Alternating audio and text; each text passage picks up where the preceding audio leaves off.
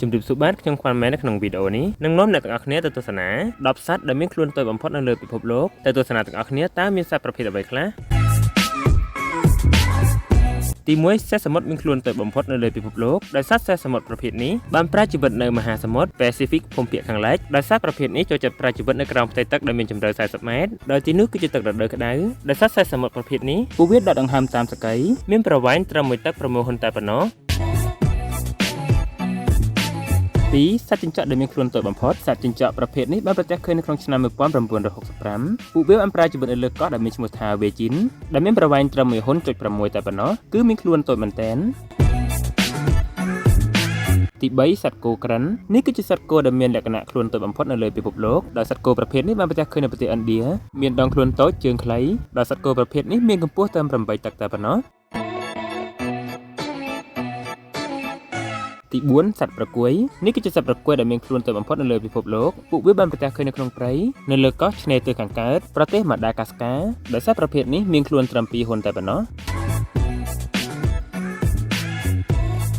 ទី5សត្វកណ្ដុរនេះគឺជាសត្វកណ្ដុរដែលមានខ្លួនតូចបំផុតនៅលើពិភពលោកដោយសារតែមានការអភិវឌ្ឍជាច្រើនដងនៅក្នុងការសិក្សាបាននិយាយថាសត្វកណ្ដុរប្រភេទនេះពួកវាមានការលូតលាស់ត្រឹម3សប្តាហ៍តែប៉ុណ្ណោះដែលគិតតាំងពីកើតចេញពីពោះម៉ែភ្លាមដែលមានប្រវែងត្រឹម2ហ៊ុនតែប៉ុណ្ណោះរីឯកម្ពស់វិញ2ហ៊ុនកន្លះទី6សត្វឆ្មានេះគឺជាសត្វឆ្មាដែលមានខ្លួនតូចបំផុតនៅលើពិភពលោកពួកវាគឺជាសត្វឆ្មាធម្មតាដែលមានទម្ងន់ត្រឹម1គីឡូ3ខាំតែប៉ុណ្ណោះដែលមានប្រវែង1តឹកកន្លះ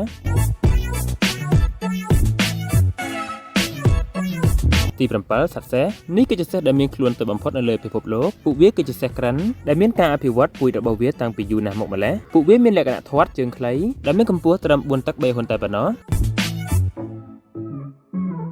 ទី8សត្វត្រីនេះគឺជាសត្វត្រីដែលមានខ្លួនតូចបំផុតនៅលើពិភពលោកត្រីប្រភេទនេះបានប្រទះឃើញនៅលើកោះសូម៉ាត្រាពួកវានៅក្នុងត្រកូលជាមួយនឹងត្រីច្រវាប៉ុន្តែមានខ្លួនតូចជាងត្រីច្រវាទៀតដែលមានប្រវែង 0.6 ហ៊ុនអត់ដល់1ហ៊ុននោះទេពួកវាមានខ្លួនតូចមែនទែន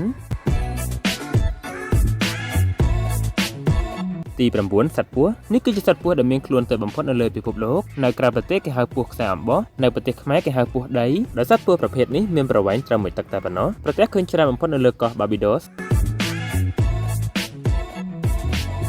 ទី10សត្វឆ្កែនេះគឺជាសត្វឆ្កែដែលមានខ្លួនតូចបំផុតនៅលើពិភពលោកដែលសត្វឆ្កែប្រភេទនេះនៅក្នុងត្រកូលជីវ៉ាមានកម្ពស់ត្រឹម1តឹក2ហ៊ុនតែប៉ុណ្ណោះពិតជាមានខ្លួនតូចមែនទែនហើយនេះគឺជាសត្វទាំង10ប្រភេទដែលមានខ្លួនតូចបំផុតនៅលើពិភពលោកឬយើងអាចហៅថាសត្វប្រភេទក្រិននៅក្នុងវីដេអូនេះបើមានសម្ដីខុសឆ្គងកន្លែងណាសូមមេត្តាខន្តីអភ័យទោសសម្រាប់ថ្ងៃនេះខ្ញុំសូមអរគុណនិងសូមជម្រាបលាជួបគ្នាវីដេអូក្រោយអរគុណសម្រាប់ការទស្សនា